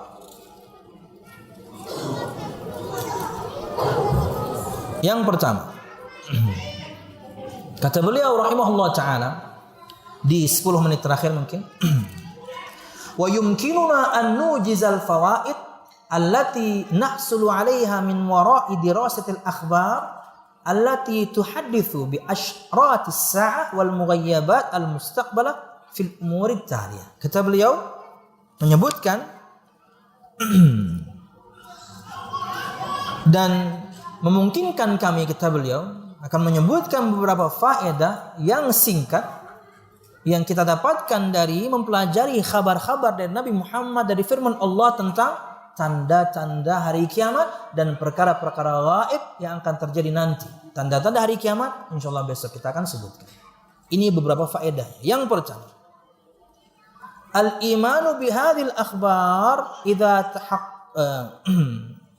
huwa min al-iman billah. Faedah yang pertama, mempelajari tanda-tanda hari kiamat, mempelajari perkara-perkara gaib yang akan terjadi adalah bahwasanya beriman kepada berita-berita ini dari firman Allah, dari sabda Nabi Muhammad SAW. Huwa minal imani billah, ia bagian dari beriman kepada Allah karena Allah yang mengkhabarkan. Dan ketika kita percaya dengan sabda Nabi Muhammad, itu kabar dari Allah. Allah berfirman, wa ma yantiqu anil hawa in huwa illa wahyu yuha. Dan tidaklah dia Muhammad SAW berkata-kata dari hawa nafsunya, semata-mata itu semua dari Allah yang Allah wahyukan kepadanya. Ini bagian dari iman kepada Allah. Mempelajari tanda-tanda hari kiamat ini, mempelajari perkara-perkara gaib yang akan terjadi ini adalah bagian dari beriman kepada Allah. Karena Allah yang mengkhabarkannya dalam Al-Quran, karena Nabi Muhammad yang mengkhabarkannya dalam hadis. Wallahu a'lam bishawab. 2. Wuqu'u tilkal mughayyabat ala nahwi alladhi hadathat bihi al-akhbar yuthbitul iman wa yuqawwih. Kata beliau rahimahullah ta'ala, terjadinya perkara-perkara gaib tersebut seperti persis yang Nabi Muhammad sabdakan, persis seperti yang Allah firmankan. Yuthbitul iman wa yuqawwih, mengokohkan iman dan menguatkan iman. Kenapa? Karena yang Allah kabarkan betul-betul terjadi. Karena yang Nabi Muhammad sabdakan betul-betul terjadi. Akhirnya iman makin kuat. Makin yakin kita, Nabi kita Muhammad betul-betul Nabi. Makin yakin kita, Nabi kita Muhammad betul-betul Rasul. Karena yang beliau sampaikan terjadi. Tanda-tanda hari kiamat yang kecil yang sudah lalu, tanda-tanda hari kiamat yang sedang terjadi sekarang, dan yang akan terjadi pasti terjadi. Karena Nabi Muhammad hanya menyampaikan wahyu Allah subhanahu wa ta'ala. Wallahu a'lam bishawab. Berkaitan dengan nisaun kasiyatun ariyat ru'usuhunna ka'asnimutil bukhtil ma'ilah, perempuan-perempuan yang berpakaian seperti telanjang, kepala mereka seperti punuk onta yang berlenggak-lenggok. Terjadi nggak? Terjadi di zaman kita. Ya. Berpakaian tapi seperti telanjang. Entah kainnya tipis transparan, entah kainnya tebal tapi kemudian ketat, membentuk lekuk tubuhnya. Ya. Terkadang pakai jilbab jamaah. Jilbab tapi jilbab yang mencekek leher tentunya. Pakai baju ketat, semua lekukan tubuhnya, aurat besarnya terlihat, yaitu dadanya. Pakai bawahan memang, tapi ketat, terlihat aurat besar dia yang lain, yaitu pinggulnya. Subhanallah. Pakai jilbab, pakai pakaian, pakai bawahan, tapi seperti orang pengen snorkeling. Tinggal kurang oksigen dan sepatu katak, suruh dia renang. Tentunya terkadang semangat tapi tidak didasari dengan ilmu. Pengen pakai hijab tapi tidak didasari dengan ilmu. Itulah kenapa kita harus belajar, khususnya kaum wanita, bagaimana pakaian seorang muslimah. 1. Menutupi seluruh tubuh. 2. Tebal tidak tipis. 3. Longgar tidak ketat. 4. Tidak menggunakan wewangian. 5. Tidak menyerupai pakaian laki-laki. 6. Tidak menyerupai pakaian perempuan, kafir. 7. 7. Di saat yang sama dia bukan perhiasan. Ya, terkadang pakaiannya syar'i, tapi di saat yang sama ia adalah perhiasan, membuat laki-laki pandangannya teralihkan kepadanya. Lebar pakaiannya, tidak ketat, tebal kainnya, tidak ngepres, tapi subhanallah pandangan kita tertuju padanya. Kenapa? Karena mungkin warnanya sangat mencolok. Khimarnya warna merah, tengahnya warna kuning, bawahannya hijau. Wow, ini akhwat reggae. Akhwat Jamaika ya. Yo. Siapa? Bini siapa tuh? Iya. Yang terakhir apa? Satu lagi. Ada 8. Kaidah pakaian wanita muslim. Saya ulang. Menutupi seluruh tubuh, lebar tidak tipis, lebar tidak ketat, tebal tidak tipis, tidak menggunakan wewangian, tapi boleh mereka pakai wewangian ya di rumah. Hukum asal laki-laki kita suka wewangian. Walaupun terkadang kita tidak melakukan hal yang sama, kita bau, tapi kita pengen istri kita wangi. Boleh. Bahkan untuk ketika keluar rumah, Anda menggunakan wewangi yang tipis boleh. Dan itu terwakilkan di roll on, cukup. Karena ia tidak keluar semerbak. Yang penting ketek Anda tidak bau. Ya, karena wanita itu lebih bau. Lebih cepat berkeringat mereka. Dan kalau sudah berkeringat, bau. Yang berkeringat wangi, Nabi Muhammad doang. Kita bau. Ulang-ulang. Menutupi seluruh tubuh. Lebar tidak ketat, tebal tidak tipis transparan, tidak menggunakan wewangian, bukan pakaian laki-laki, bukan pakaian menyerupai pakaian orang kafir. Kemudian di saat yang sama dia bukan perhiasan. Apa satunya ya? Ada 8. Ingat saya sekarang, alhamdulillah, bukan pakaian syuhrah. Bukan pakaian syurah, pakaian kepopuleran, pakaian popularitas. Artinya ketika Anda memakainya, Anda berbeda dibandingkan yang lain. Ya, 8. Jadi ada akhwat gitu ya. Yang lain pakai hitam, pakai biru dongker, pakai coklat, polos-polos gitu. Satu datang, memang lengkap, suit, tapi pakaian partai.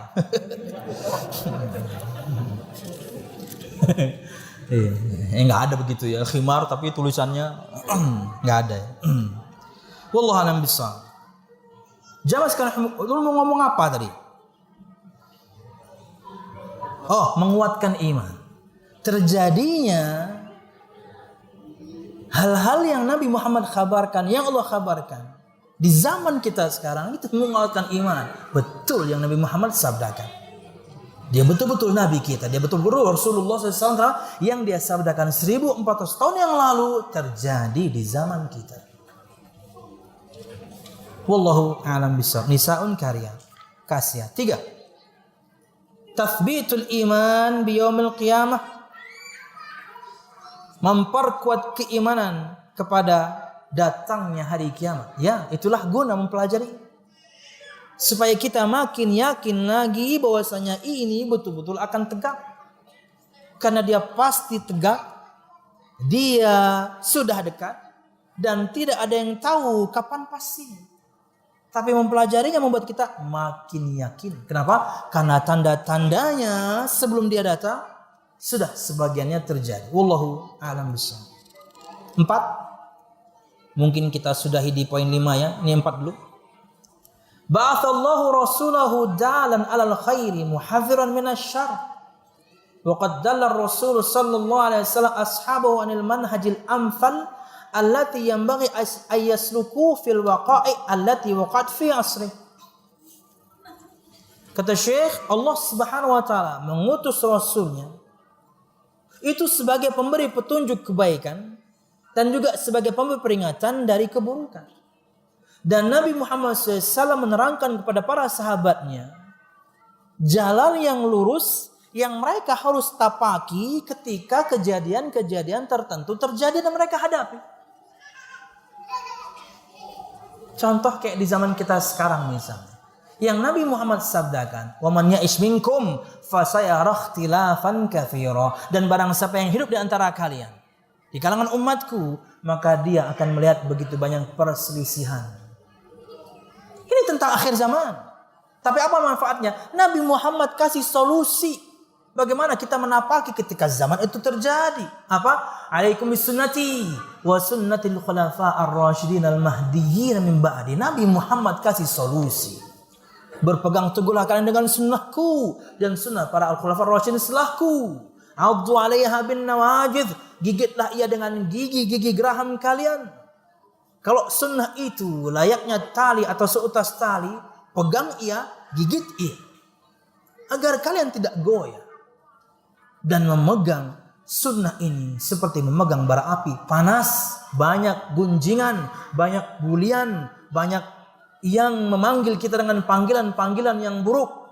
Panas. Anda pengen taat, iblis gak suka.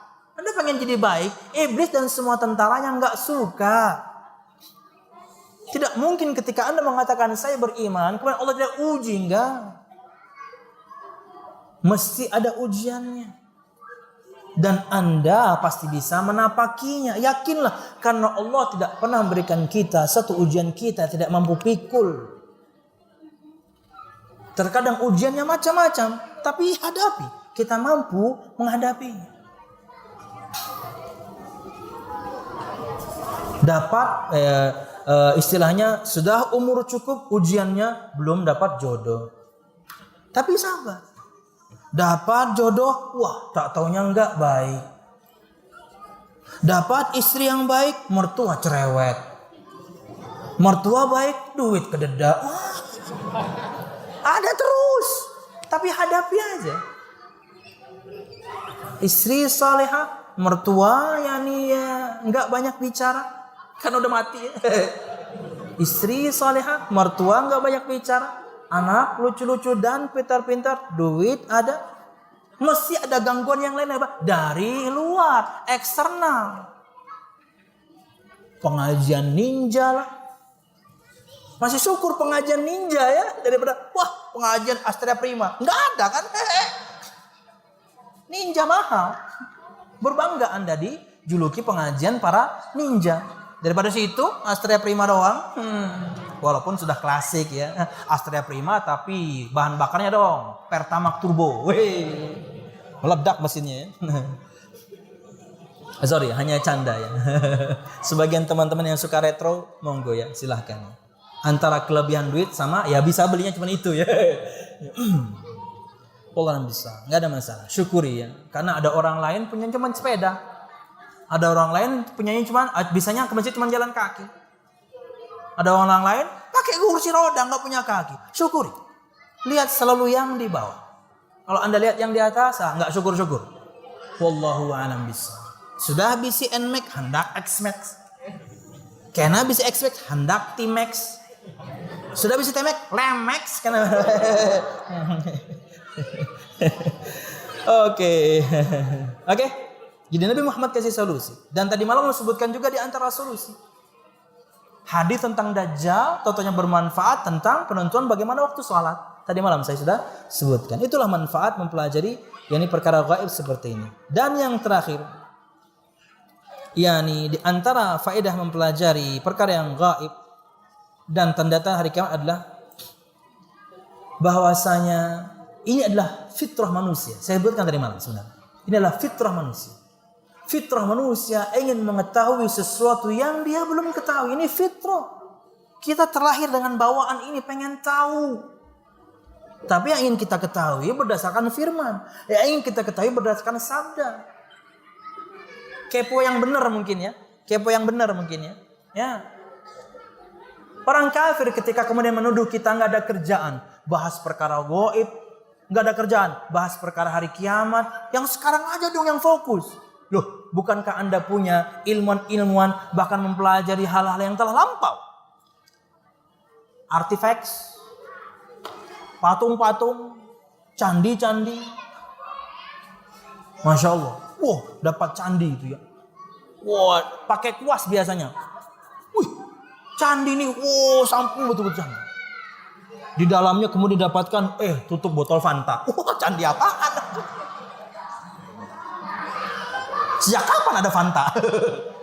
Subhanallah. Itu bukti Anda kan pengen tahu sesuatu, bahkan yang lampau. Anda ciptakan pesawat Challenger juga kan pengen tahu di mana titiknya Dajjal. Anda pengen tahu. Ini fitrah manusia. Wallahu a'lam bishawab. Ini yang bisa saya sampaikan dan bermanfaat. Salah dan khilaful, mohon maaf. Mudah-mudahan kajian kita diberkahi Allah Subhanahu wa taala. Amin ya rabbal alamin. Insyaallah besok pagi dan kemudian duha kita akan pelajari pagi di mana? Di Abu Hurairah? Pagi di Abu Hurairah, subuh di Musala Abdurrahman. Oh, subuh di Musala Abdurrahman bin Auf, pagi atau duha di Masjid Abu Hurairah. Siap. Insyaallah di subuh kita tanda-tanda hari kiamat yang kecil. Kemudian di paginya, di duhanya kita akan pelajari tanda-tanda hari kiamat yang besar.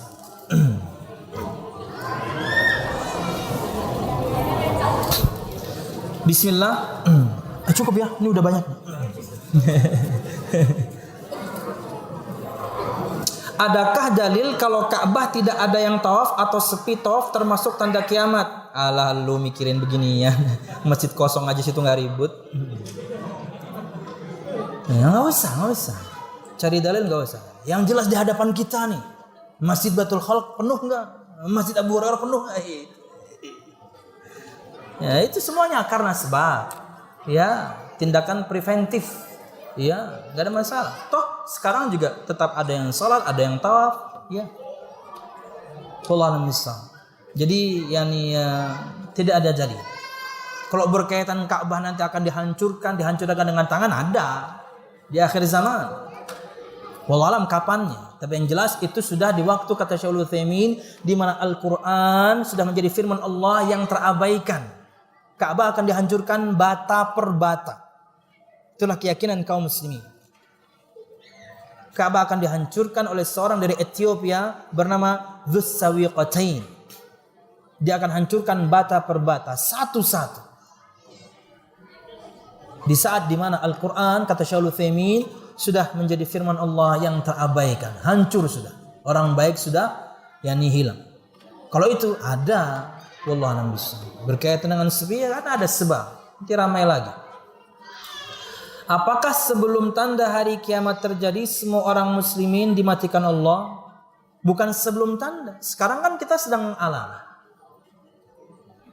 Yang dimaksudkan dengan bahwasanya hari kiamat ditegakkan itu hanya kepada orang-orang yang buruk. Keutamaan tauhid, orang yang bertauhid tidak menyaksikan huru-hara hari kiamat. Berdasarkan sabda Nabi Muhammad, la taqumus inna min syiraril khalqi man tudrikumus sa'ah. Sesungguhnya sejelek-jelek makhluk adalah yang mengalami kengerian atau huru-hara hari kiamat. Muslim bertauhid, Allah akan wafatkan sebelum hari itu terjadi. Bukan berarti dalil kemudian kita tidak melihat tanda-tanda hari kiamat. Yang kecil kan kita banyak udah lihat. tanda-tanda hari kiamat yang kecil yang paling akhir adalah Imam Mahdi. Bukankah sebagian kaum muslimin jadi tentaranya? Tapi ingat, bukan huru hara. Yang dimaksud adalah mereka tidak menyaksikan kengerian huru hara hari kiamat.